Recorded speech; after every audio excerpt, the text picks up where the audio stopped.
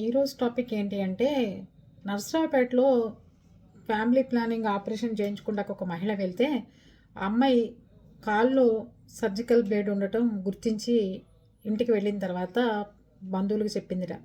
నా కాలు ఎందుకో పెయిన్ వస్తుంది, ఎందుకో నొప్పిగా ఉంది అంటే అక్కడ వాచి ఉందిట. ఏదైతే ఫ్యామిలీ ప్లానింగ్ ఆపరేషన్ చేశారో డాక్టర్ ఆయన వాళ్ళు చెప్తున్నారు, నాకేం సంబంధం లేదు, నేను ఆపరేషన్ చేసి వెళ్ళిపోతాను. పేషెంట్ పొట్ట మీద టవల్ ఉంటుంది, అది తీసేటప్పుడు ఏమైనా చిల్లు కానీ ఏదైనా ఉంటే వాళ్ళు తీసే విధానంలో ఆ అమ్మాయికి తాగి తొడలోకి దిగి ఉండొచ్చు ఆ సర్జికల్ బ్లేడు అని చెప్పారు ఆయన. అప్పుడు ఆ అమ్మాయి గట్టిగా అరిస్తేట ఆ పేషెంటు ఆయమ్మ ఆ అమ్మాయి చెంప మీద కొట్టిందిట అక్కడున్న సిస్టర్. ఎందుకు అరుస్తావు, నోరు మూసుకొని. అది పరిస్థితి. బ్లేడ్ గుచ్చుకుని నొప్పి వచ్చినా కూడా ఆయమ్మల చంపల మీద కొట్టి నోరు నొక్కేస్తున్నారు.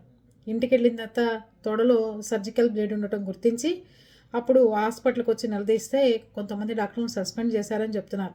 అది పరిస్థితులు. హాస్పిటల్కి వెళ్ళామంటే చాలా జాగ్రత్తలుగా ఉండండి.